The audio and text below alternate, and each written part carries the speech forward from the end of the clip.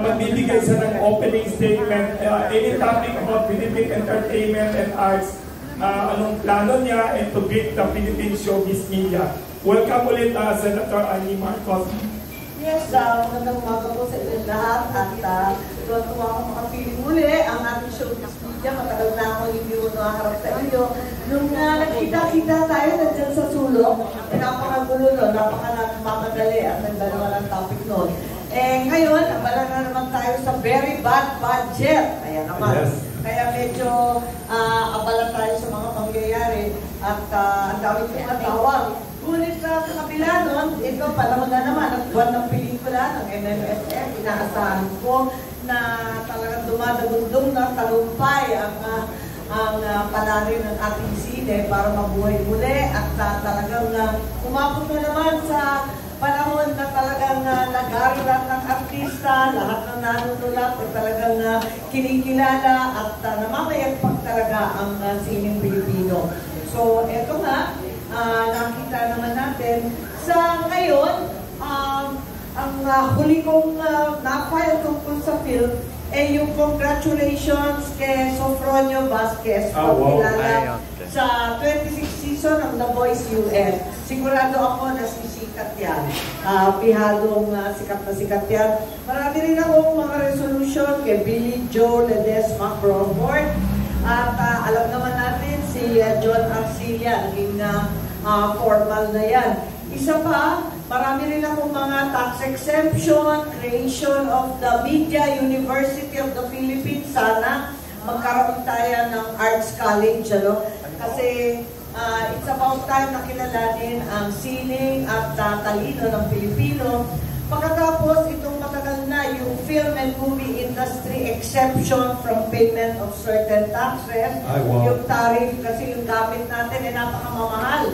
Pagpasok sa Pilipinas ay talagang ang bigat na. Meron din tayong mga pag-aamyenda ng intellectual property code.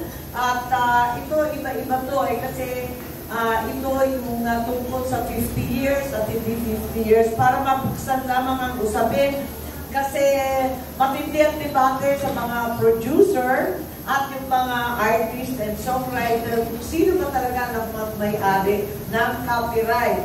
Ayun. Tapos yung paggamit din ng Filipino music na hindi naman natin binabayaran pero pag-aari nila sa iba't ibang hotel, resort, airport, pati sa tren, sa istasyon, ginagamit natin itong mga kanta at pati na rin sine ng iba't ibang artista. Hindi naman sila kinikilala, hindi naman ina-acknowledge pa lang. Kaya medyo masaklap. So marami-rami ito, tapos yung Eddie Garcia bill na successful naman na pasa. Meron din akong contest na nag-isabatas na. Ito naman yung Philippine Creative Industry. Season 2 na kami. Ito yung Young Creatives Challenge, yung sa mga kabagetsan.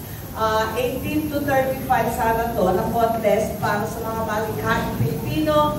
Ito yung 7 na sektor. Songwriting, digital, media, animation, script writing, filmmaking, graphic novel. At ito yung contest. Itong sektor, kada sektor 1 million. Dahil napaka-popular nung last year, itong season 1, itong season 2, meron na tayong pang-elementary. Kasi gustong sumali ng pang-elementary. Ngayon, yung mga dumadaing naman, yung mga over 35. Wala naman dito na contest pala ng over 35. So, yun ang mga i-report ko. Marami-rami nga ito. Biglang, nung tinipon-tipon ko, ang dami ko palang kalat tungkol sa movie pa rin. Yeah. Kasi patapos na kami, yun ang problema. Pero sa akin, kinakailangan na kilalanin lahat ng sumisikat at nagbibigay ng dangal sa Pilipinas. Kailangan kilalanin natin yan. Kung minsan, parami na lang yung mga politiko, kung minsan yung mga atleta, huwag naman natin kalimutan yung mga artists kasi talaga nagbibigay talaga ng pride, di ka nakarangalan sa Pinas.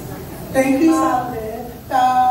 Yun ang nakakatawa talaga. Kaya hanggang ngayon, binibiro namin na siya talaga ang may balak na maging artista, ako gusto ko mag-producer.